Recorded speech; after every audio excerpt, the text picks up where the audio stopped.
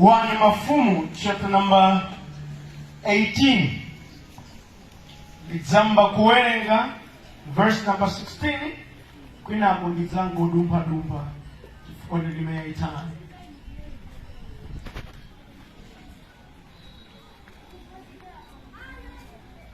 Mau otsogolera akuti Eliya pa phiri la Karmeli. Verse number 16. Choncho Obadiya anapita kukumana ndi Ahabu namuuza, ndipo Ahabu anapita kukumana ndi Eliya. Pamene Ahabu anaona Eliya anati kwa iye, kodi ndiwe munthu wovutitsa Israeli uja?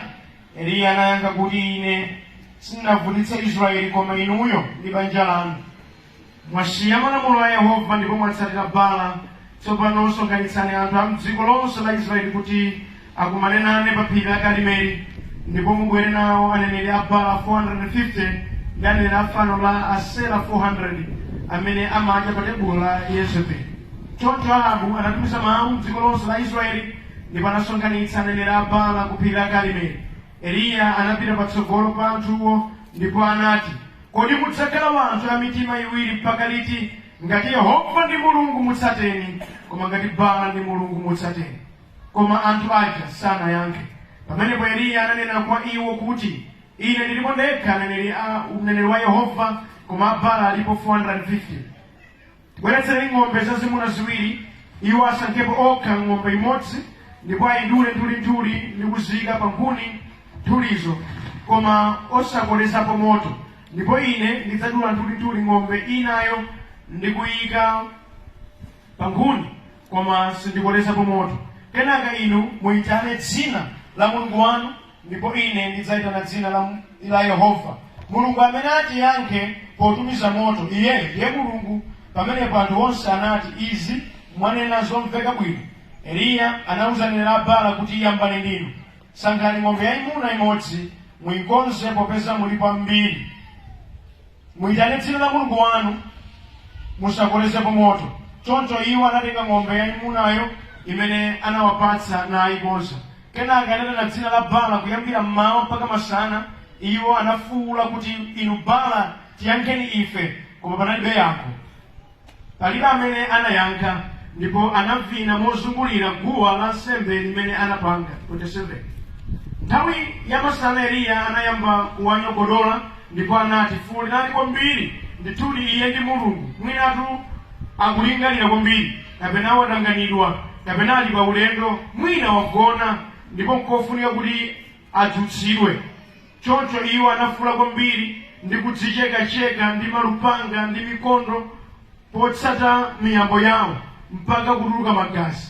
Nthawi ya masana inadutsa, ndipo anapitiriza kunenera mwakhama mpaka nthawi yopereka nsembe ya madzulo, koma palibe yankho, palibe amene anayankha kapena kulabadira zimenezo. Verse number 36. Pa nthawi yopereka nsembe, mneneri Eliya anasendera pafupi ndi guwa la nsembe napemphera kuti, inu Yehova Mulungu wa Abrahamu, Isake ndi Yakobo, lero zidziwike kuti ndinu Mulungu mu Israeli, ndipo kuti ine ndine mtumiki wanu, kuti ine ndachita zonsezi chifukwa mwalamula ndinu. Ndiyankheni inu Yehova, ndiyankheni, kuti anthu awa adziwe kuti inu Yehova ndinu Mulungu, ndipo kuti mutembenuzanso mitima yawo kwa inu. Pamenepo moto wa Yehova unagwa nunyeketsa nsembe yopserezayo, nkhuni, miyala ndi dothi lomwe.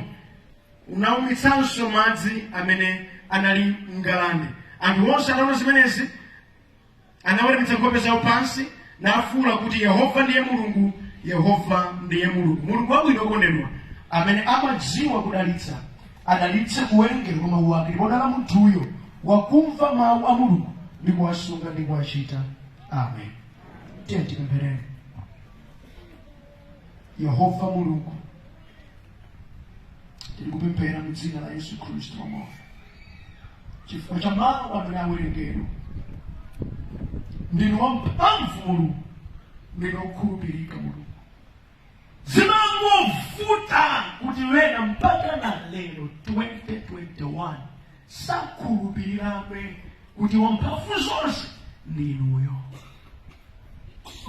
ngakhale chilengedwe chanu chilipo kuphatikizapo iwowo, koma ndithu mtima wawo umakhalabe wokayika. Ndikupemphera Mulungu chifukwa cha wonse amene amachita zanu ndi mitima iwiri, amagawika mzochitika omwewa Ambuye amapezeka mkachisi wanu, namaoneka ngati okukhulupirirani omwewonso akutsata miyambo yoyipa ya dziko lapansi. Ndikuwapempherera lero ayambe kuyenda kwatsopano. Wina wa iwo wotsata miyambo yachabe ndi awali apawo ndamvano ndithu, amayimba kwaya ndithu, amapemphera ndithu, koma ali mdzina zokhulupirira awa. Zina sangadye ndamvaka zimankhwala zimadademera kalekale iwowa ali mumpingo ndithu. Mulungu athandizeni lero ayambe kuyenda ndinuyo basi. Ndipembedzero langa kuti wina aliyense amene amve mawu anu pano achite zimene mawu anu akunena mu dzina la Yesu. Amen. Haleluya. Mutu wautenga madzulo ano nkuti kuyenda mchigonjetso cha Mbuye ndi chikhulupiriro chozama.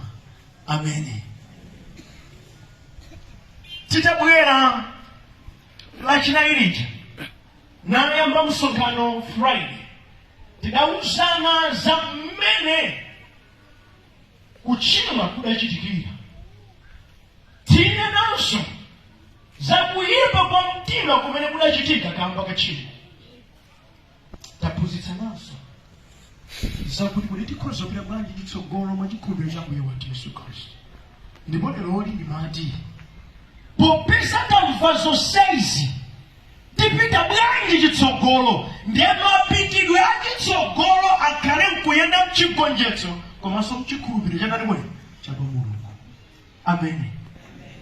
Tandimvetsani mawu amatawerenga mu Israeli munali chimpwirikiti kuti anthu amene amamudziwa Yehova adafika pa point yomutaya Yehova nayamba kukhulupirira zina akuti bana ndiye ndani mwene Mulungu. Ndipo ndikuuza munthu wokhulupirira bwinobwino akazolowera kuchita zachibwana chikhulupiriro chake chimasakanizana nzopanda pake. Kamundimvetsa ulero. Munthu woti umadziwa ndithu kuti kunjakuno kuli Mulungu ndipo Mulunguyo ndi wamphamvu, ukamachita za masewera iweyo chikhulupiriro chako chimamba kusakanikana nzopanda pake. Chitsanzo ndi ana a Eli. Ana a Eli anali ansembe.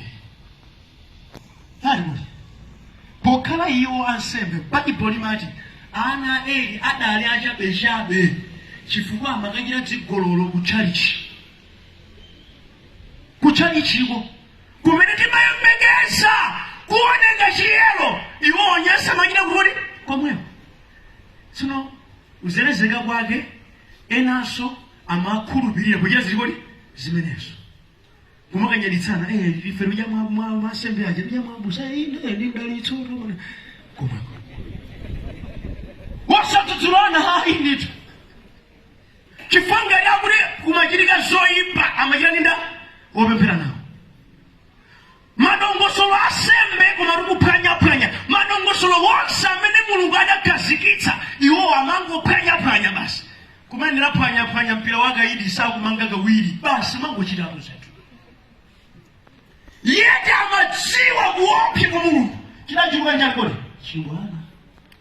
chibwana chinachuluka za Mbuye zimatengedwa ngati masewera chifukwa chikhulupiriro ndule zimachoka. That's why mupeza kuti wanthu amatapuyamba zopembedza bwinobwino koma popeza zasakanikirana mchibwana sapita chitsogolo. Ndi ajama inyetu kumataija tidayamba tubwino koma tidayaka koma leroli ulizi. Neni malini nene wose wozima moyo wawo uzimu ukatiwata njerekezanga kashakasha kwa seweretsa. Azibambo wose amene moyo wawo uzimu udazima zigama dzawo ndi wana limwe ndi makashakasha tate ayuze kuri mai ngolo ivisi chibadwa babo kumeba ili kuno anyeka kamwana usiku la ngolo ndata koma kabwera kuchechi kuno azolengeza ndilengeza izibzo la tate ndila mwana ndila mzimu wera omwe aja bila kaunda naimba nyimbo akulikodisi makala mwanji anthu opembedza kusagwiriza nyimbo ira makhululuka akuli chipembedzo cha sanduka chisoloweza aliyesa kungwendera yake adalinga ataona machitidwe a anthu amene atengera masewera zopembedza mwina kuno sizichitika koma mwina sidachitikapo ndaona makwaya awiri pano achizimayi mukapanda kuzitenga bwino imakhala nkhondo vetseni ne pampingo wina malembera lipo zimalimbo yayika mayimba ndawulina yosei yanyaguro muimba malembera koma abulali ali kuti akupemphera nepopesa kuti kumipandokuso azikashawo amakhala muli kodi momwepo yakagawanika naso timuyendi timupi momwepo awasapota iyi zimachitika minyozo imeti maimfa kunja imamuja kuti muchalichi andi zimenezi zikasokonekera zimadzafika sopa gome mautenga olalikira wanamokambaza kumwamba amakhala onyozana zazi chalowapa mchibwana nechibwana kulero chimakuguza pang'ono umakazindikira ulisaza teretu. That's why munthu akhale chero ndi moyo wake wa uzimu. Amen. Amene mutiye sangani muli chilili samalani kuti mungagwe. Amen. Chifukwa ana a Israeli opulumutsidwa ndi Mulungu adayamba sayani kuti zibwana netsoka lake la chibwana tawerengachi adayamba nda mfumu. Chifukwa mfumu adawira mkazi wa mitundu ina wopembedza milungu ina ne mkazi yo adakula mphamvu ndikumala mulanda amuna ake omwe moni chipembedzo chimene chinali mu Israeli chinali chipembedzo cha milungu ina ya Baala osati Yehova. Yezebeli mkazi wachake kumbelezera opangitsa mfumu chira zombwa mwana. Yezebeli akhozomezeka asababa amene amuna ake auchita zombwa mwana chifukwa kuti chaiye. Tsono mumayiwala mayi kuti mukapanga pushi kuti azozerezeka amuna anu tsoka lobwera limamenya nonse.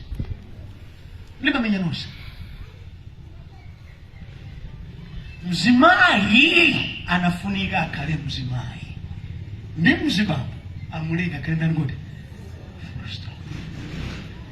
ndimadziwa ine kuti alipa bambo ena amene kwa akazi awo saphupa sizitenga akangona foni ya akazi awo missed calls 5 amadzima apapa yalakwa amabwera kale sangalowe mnyumba afeleva kitchen uyambosela ndi ana kuti kapena mwina mitima ikhale pansi. Banja lotere ngati mayi akhala wachikunja musayembekeze kuti mapemphero achitika. Ayi. Yeti banja ndiye maziko olimba achikristu mani ndikuze zimene timadzaona kuno ku church zimafunika zikhale ndi maziko kuti kodi ku nyumba amene amapemphera mbanja mwawo ngati mapemphero ambanja apapa ndi ochepa zedi. Nanji ndi WhatsApp ili panopa amati amayi ayang'ana uku ali pa WhatsApp kacheza ndani ajonja kuti abamboso ali uku ali pa WhatsApp. That's why kufunafuni ya mzako kumakabe kuyikira kuti acheza ndani masiku ano anakubwanitsa makacheza ndi munthu wakutali wapapa osayankhulana 10 minutes osayankhulana koma ndi wakutali posolowera kuchita zimenezi moyo wa uzimu kautani kodi ukuyenda. Tamvetserani adalindanenera Baala mbiri. Now tsoka limakhala apa kuti wina aliyense ochita zinthu zooneka ngati zotchuka koma zopanda nzeru amakhala ndi womutsatira. Ndidadziwa izi ndili ku secondary school. Ndidali nawo anzanga ena amakonda kwambiri sakoti after ma costume zozerezeka ndithu sapoti koma akhalo ndi otchuka amakhala ogwira amakhala kachibwezi ndithu wina aliyense otchuka kaya amachita zotani kaya ayi omutsata marani kodi amapezeka chifukwa mbiri amasangana ndi kutchukako uchitotira alipendise luzomwe kumaona kuti basa ndizibwezi 4 5 akukumalicha tapetserani zakuti ili lili tchimo ambiri a Israeli amadziwa koma popeza kuti mfumu ndimene imatsogolera nawo mkazi wa mfumu akutsogolera nawo ena adatsatira mukudziwa nyasi zina pakati pathu zikukanika kutha popeza kuti ife tikumatsatira zina zopanda chani kuti zopanda zero kudedwa mundimvetsetse chifukwa zochitika zimenezi kwabuka aneneri ambiri abodza aneneri ambiri abodza akutchuka chifukwa pali owatsalira go deeper man of God enonso mulipo mpano ndipo simumamatuka sizingatheke papa tonera papa muchita ndithu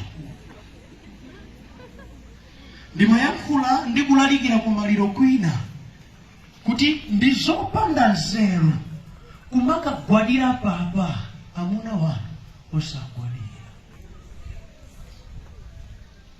papa akabwera kugwada mahengera ulemu koma amuna wanu kaya madzi kasambe zakudya mangophika ngati zimasaza achimwene kutembenuza kuti kumpatsa mthamangira kwa papa mulungu wake ndi utani kumpingo kumafunika kuonetse zinthu zimene zachoka ku nyumba ni moyo wanu ndi khalidwe lanu amen and after all ofuna kulandira za special kuposa ife amakolanda ndani ngoni amen engamuna nundine ine swanga ninawo akazi akabanda kwenye mashini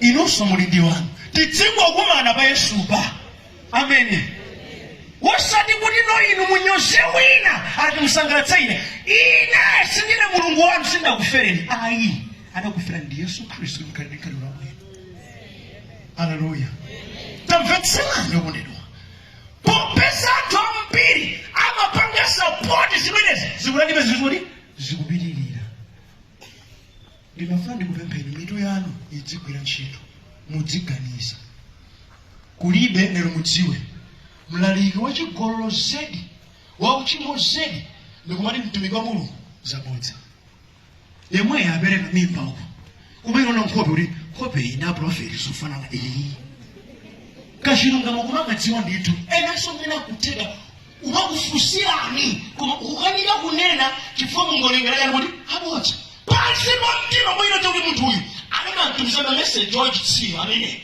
koma kamalalikira God man of God I receive chani umanga receive yasizo no ways anafuna kwamba kwa friend kodi mtumiki wa Mungu amacheza zimenezi omtu wachi anafuna usimeshunga kuendera pade manzi satsukana yalakwa yasizi bali pang'ono ndi pang'ono akamba kudziwika athawa kumaifani ndi support kwa hiyo that's why nyasi zikuchitikapo ena mu Israeli adapusitsidwa kumapembedza Baala yeti mbiri yawo imaonetsa mulungu wawo adapulumutsa kuiwala zonse chifukwa cha zalero tamvetserani koma iwo amapita chitsogolo amayima abengati Eliya amen Eliya sadavomere haleluya ngakhale mfumu ikutero ngakhale anthu akutero ngakhale nduna zikutero koma iye anadziwa kuti Yehova ndiye ndani kodi ndiye Mulungu Mkristu weni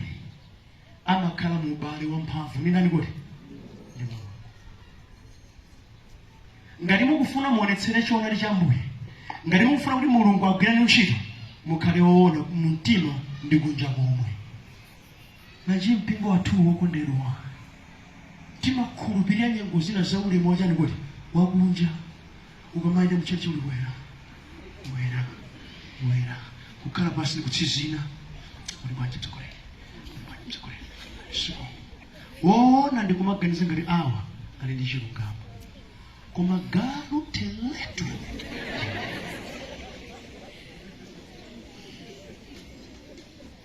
kuyenda kwanu ndi Yesu mukhale kwa chilungamo cha mtima. Amen. Iye amene amadziwa choonadi manena kuti mudzazindikira choonadi ndipo choonadi chidzakumasulani.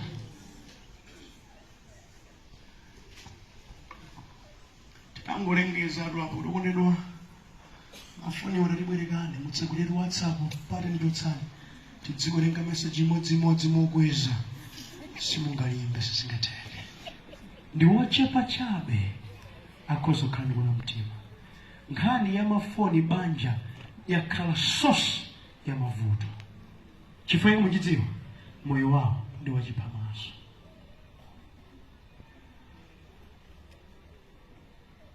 Ngwafusani bwana kuti zijaziso zitadziwika pano mukhoza kukhala bobe.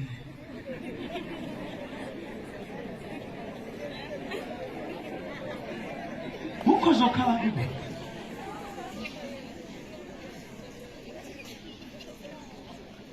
Zanu zonse zidalizidziwika muchitsanzo china ndi ichi. Nonse munabwera kapena nonse amene muli pano muli ndi mabanja. Tiyeni tikambe muona mtima mkumati. Abambo imani apa. Amayi mufotokozeke nakali wonse kamene mmadziwa zabwino ndi zofoka za bambo. Lero mpingo udziwe. Ngati bambo isanga kweni bibi apa kuyadziwa. Chifukwa anthufe mmene timadziwirana kunja simene chilungamo cha mtima chilili. Ndi amene inosa mabanja ino amabanja mudziwe chinthu ichi. Choyambirira cha ubale wanu ndi inuyo ndani kuti ndi Mulungu. Gawo lina ndi inuyo ndi banja lanu. Kenako ndipende zikudziwani ku mpingo. Olo usane ndili magawo ngati kuti atatu amenewo. Gawo loyamba ndi ineyo ndi Mulungu wanga zili motani. Gawo lachiwiri ndi ineyo ndi mkazi wanga nzotani. Chifukwa ineyi amadziwa gawo lina la ine limene loseni simulani kuti simudziwa. Nonse amabanja kodi akazi anu angatsimikize kuti ndinu Mkhristu linuyo. Kodi amuna anabatsimikizira kuti ndinu Mkhristu. Mawu ena amene mmayankhulana mabanja adzikukumbutsani zakhalidwe. Obane koma ali kwaja ndinu amvano. Mawu amene aja makawaona kuti machitidwe anu ndi mvano sizulani kuti sizogweza. Achinyamata amene simuli mabanja. Kodi ndinu achoonadi cha Yehova. Eliya adayima ndi chilungamo cha Yehova. Inunso mukuyima ndi matindi nene. Chitani ichi chikupwetekani. Chifukwa masiku ano maukwati woyeradi. Mamuna mkazi wosadziwana kumakwatirana ndi wochepa. Ambiri inu muli pakoti shipi koma nkhasa koso munthu amene ali mbanja inuyo koma muli patalizeti. Nanga mukamwendera boyfriend wanu mapita Friday, Saturday komweko, Sunday komweko, Monday mubwerera kumakona kuti. Nemukatero mubwere kuno nkumati ngwati ngwati ngwati. Kuti woyera adinga pene woyera chofalashi.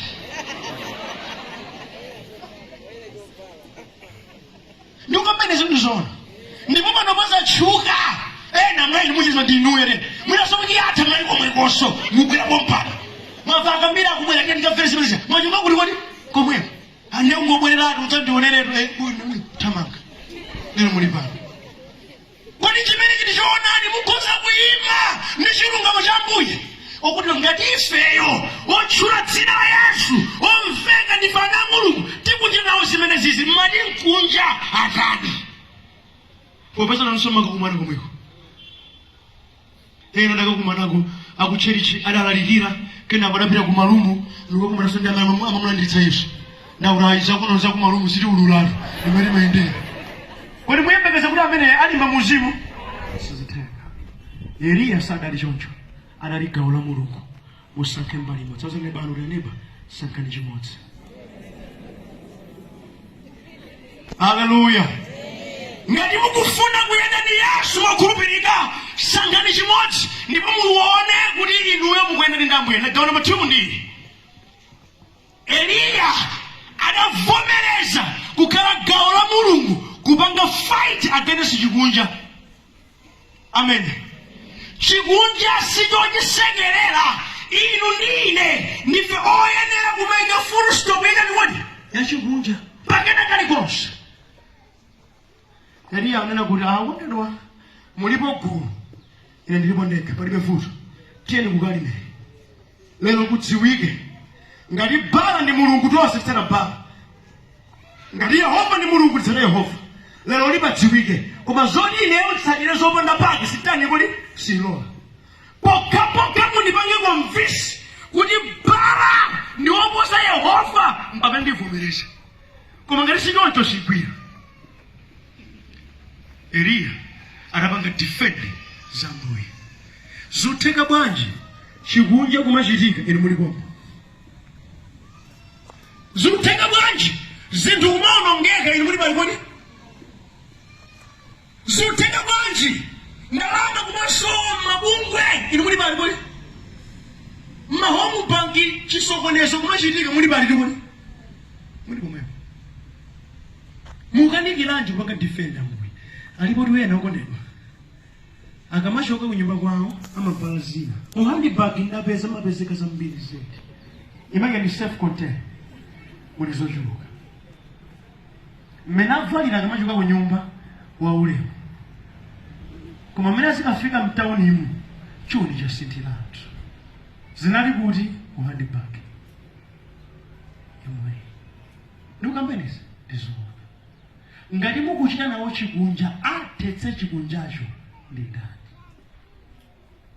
Ngati mukukhala mmodzi wochita sapoti zonyasa nezonyasazi zitha bwanji ndi matindi nene ndikupanda nzeru kuona kwanga kuti tibwerano kuchalichi tipemphere okuti ndilipemphere chikunja chithe mmango chimuno ndikupemphera atana mdzina la Yesu Khristu chikunja chithe tikupondereza chikunja kujakajaka kufinafina pa chikunja Ambuye iweyo ukachoka pano ukakaso gowani njira zili kodi chikutha bwanji chikunjacho. Tikudandaula achitsikana wathu sakuvala bwino anyamata athu sakuvala bwino koma akumaduka nyumba yanu yomweyo imwe mayi wamvano osankhola kalikonse ndi momweyo mutu yeye koma inu ndi momweyo mukumakaya zake izo sikutezi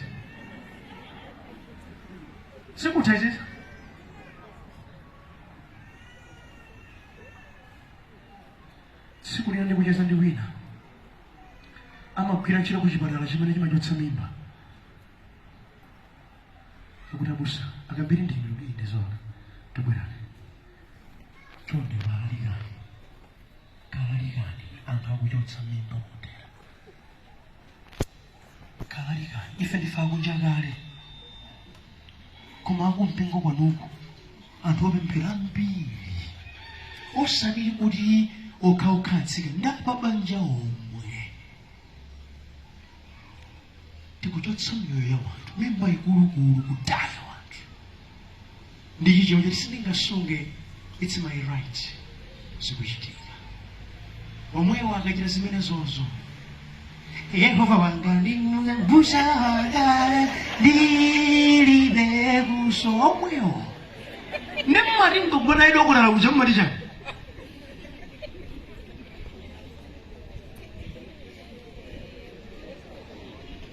tiwana ting'ono taku secondary tikupanga zimenezi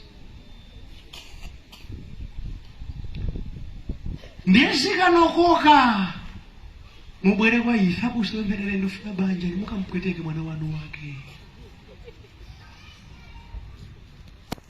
mwatayata kuchicha kuti pati nchembere gandule mwatayatala mimba za mpiri kenako mukufuna banja mawa kuti ayi tidikire banja amavutira pati asikana amavutira pati amavuta bwanji kudeda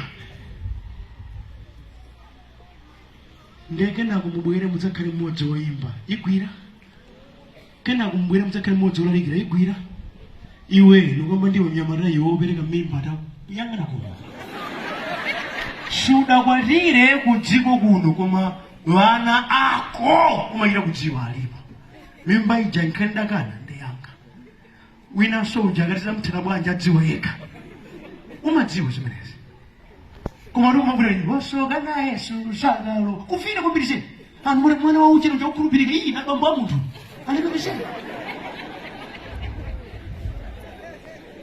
ngati ifeyo tikupangana waso chikunja dziko litani tikulephera kulalikira uthenga wabwino chifukwa fenso takokeka ndi zimenezo. Okondedwa, iye wotsata Yesu mwana mtima amafuna yake no pa nkhani ya chikunja aoneke kape ku dziko lapansi koma akucheza kuti zakumwamba. Amen. Number 3, Yehova amapanga support ana ake. Amen. Ngati muyenda moongoka pamaso pa Mbuye mudziwe muli ndi backing ya mphamvu yochoka kuti kumwamba. Eliya analimba mtima, ine ndimayenda ndi Ambuye ndipo ine ndikupanga defend zakumwamba. Akwauza pala unapala ng'ombe ziwiri zitengani imodzi tidiphe ng'ombezi tisatse moto kuti tipereke sembe. Mulungu amene auyatse moto amene ndikani kuti ndiye Mulungu mwati dinene. Abala adayisetsa kuyamba mmawa mpaka madzulo koma adagwira pambali sizinathere. Ndimati ndikuuze okondedwa, mukagwira zoti sizoona ngakhale mungalimbike bwanji ngati galu pa uzimba sigwira. Amen. Muhamadi munafunika kuti mupite ku Blantyre ndikukwera za mzuzu yanagwa ndithu basi. Amen. Yavuta. Aneneri abala adavina kuzungulira gome lawo kuvina kwa nthawi yayitali. Ndimati ndikuuze kukhalitsa kwambiri pa msika sindiye kuti malonda akuyenda. Nthawi zina kumakhala kuvuta kwa zinthu. Mundimva ndikambasi? Aneneri abala nthawi yayitali adapanga mavume zosayenda mpaka na Eliya kwamoka kuti tawonjezani moto kapena mwina bala wakayenda kapena wagona kapena mwina akulingalira kwesani mamu. Adawonjeza volume anthu mpaka na kufika koma dzichekacheka magazi chu commitment yoopsa kwambiri. Munapemphera kumodzi chekacheka koma nene abala akukamba zabodza adachita zimenezi koma yankho padalibe. Ndimati ndinene nthawi zina tikagwira zolakwika ndi kuzilimbikira tikungodzivuta. Chinafunika kugwira choonadi. Auzani banu mukagwira zolakwika ola mulimbike bwanji mudzivuta auzi amasunene ndi amene wagwira zolakwika akusanyengerera auzeni mukagwira zolakwika olo mutalimbika bwanji olo mutasala kudya bwanji tigwira. Munthu wagwira za ziwanda ngaye usala kwambiri mungoona kutha palimbika chilipo chifukwa kuchitaje sichoona. I remember mzathu wina wake kudowa akuti adalandira vumbulutso lakupha ziwanda ni pakamwa ndakamenyetsa pakamwa apa wamenyetsa basa adapha ziwanda adasupuka hope kusupuka kuti mvuno ikusupuka tsono nafuza fuzili achimwe ndi maphaku zingani asina chikusimoneka muzimu ndi akuti mutisiziranje zopanapaka. Aneneri abala adadzicheka ulere chifukwa bala si Mulungu ayi. Ngati mugwira zina mutaya nthawi pachabe. Tamvetserani, Eliya ndikupita mwapera adawafunsa mwalephera nakonzakonza yegomera nanena mawu Ambuye kuti kudziwike inuyo mudandituma ineyo ndine mtumiki wanu ndikuti kudziwike inuyo ndinu Mulungu moto ubwere pamwepo moto dadani kuti udabwere. Ndipo chosangalatsa nkuti iye adafuna kupanga open kuti sioneke sibalalibe chinyengo adathirapo madzi ambirimbiri ndipo moto kukhala kwathu kwa dziko moto umazima ndi madzi koma kumwamba moto wake umazimitsa madziwo madzi kunyeketsa usi ndizo kumwamba zimenezi. Ndimati ndikambe nanu mukayima ndi Ambuye Yehova adzachita zodabwitsa. Amen. Mukayima ndi Ambuye ndikumachita za Ambuye zilibe kanthu awo alipo chigulu koma inu ya Mulungu ndioposa chigulu. mukayima ndi Ambuye zilibe zodabwana amatichanya mwini zonse ndi Ambuye. Mukayima ndi Ambuye mafomula wonse adziko lapansi Mulungu amapanga bypass kunyera zodziwa Iye poti dziko analenga yekha. Musakhazikike pa zimene anthu amagamba ndi kukhazikitsa. Oyima ndi Ambuye amapambana. Amen. Awuzani bani mukayima ndi Ambuye mupambana. Hallelujah. Tamvetserani. Chitika chimenechi ndi pamene anthu adavomereza kuti Yehova ndani kodi ndi Mulungu. Zilipo zina zimene zichitike m'moyo mwanu mukayimabe zimene zipangitsa wonyoza akhale chete. Zilipo zina